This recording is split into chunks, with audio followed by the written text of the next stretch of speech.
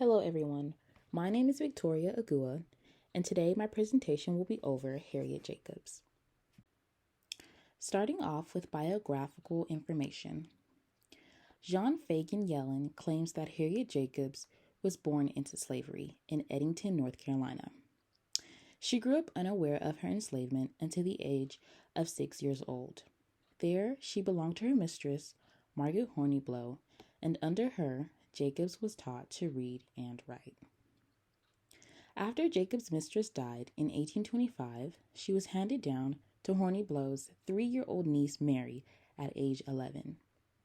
Due to Mary being so young, Mary's father, Dr. James Norcom, became Jacob's master.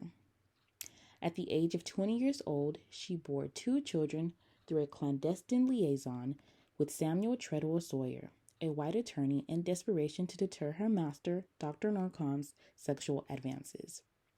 In the top right corner, we see a picture of Harriet Jacobs at the age of 80 years old, and below that is a map showing you guys where Edenton was located in North Carolina. Continued biographical information. Yellen further claims that Jacobs escaped slavery and hid herself in a crawl space overhead a storeroom in her grandmother's house for 7 years. While there, she spent her time reading the Bible, sewing, and watching her children through a small crack in the wall.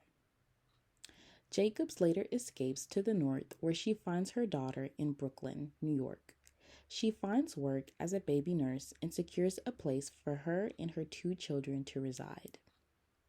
Since Jacobs was still a fugitive slave, this forced her to remain on the run. She later relocated to Rochester, New York, and while there, she was encouraged by Amy Post to write her life story. And in 1853, Jacobs began writing. In 1863, with help from her daughter, she founded a school named the Jacobs Free School in Alexandria, Virginia, and opened a boarding house in Cambridge, Massachusetts in 1870. In the top right-hand corner, we see an illustration of the crawl space that Jacobs was said to live in for 7 years, and below that is a photograph of the Jacobs Free School in Virginia. Harriet Jacobs' impact to American literature.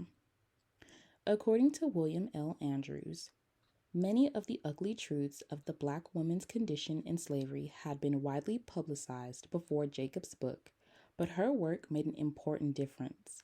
Never before had an American slave woman pleaded her own case. Harriet Jacobs' work was bold and disruptive, as it gave awareness to the harsh realities that many female slaves endured. Character analysis of Linda Brent, an instance in the life of a slave girl. The main character of the book is Linda Brent. To safeguard the well-being of herself and her loved ones, Jacobs utilized a pseudonym by the name of Linda Brent and altered the names of all characters in the book. Throughout reading the book, I discovered that Linda Brent is courageous and determined. Regardless of the hardships that she faced, like being separated from her children, physical abuse, and sexual harassment, she did not let those hardships get in the way of her pursuit to freedom.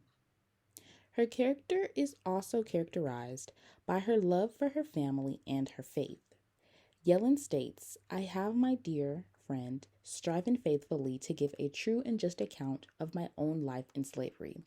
God knows I have tried to do it in a true Christian spirit." And as a mother, she was willing to do whatever she must to protect her children. Carla L. Peterson's analysis over incidents in the life of a slave girl. Carla L. Peterson, professor of English at the University of Maryland, analyzes the work of Harriet Jacobs in her book, Doers of the Word, African American Women Speakers and Writers in the North, 1830 to 1880. Peterson argues that Jacobs' narrative challenged dominant cultural beliefs about gender roles and sexuality. Jacobs' portrayal of the sexual exploitation and abuse of enslaved women was disruptive, as it compelled readers to confront the ways in which slavery aided in the oppression of women. Peterson also states that Jacob's narrative is unique in its use of first person and its use in a female narrator to give an account of slavery from a woman's perspective. My response to Peterson's ideas. I agree with Peterson. Harriet Jacobs' narrative is distinctive, as her autobiography is not written by a white author, but instead herself. In doing so, I conclude that it allows readers to understand her narrative on a deeper level. I also believe it was significant that Jacobs' work caused readers to rethink and question cultural beliefs of that time, addressing issues of race and gender. Here I have linked a Quizlet that you can take after the presentation, and here is my works cited. Thank you for watching.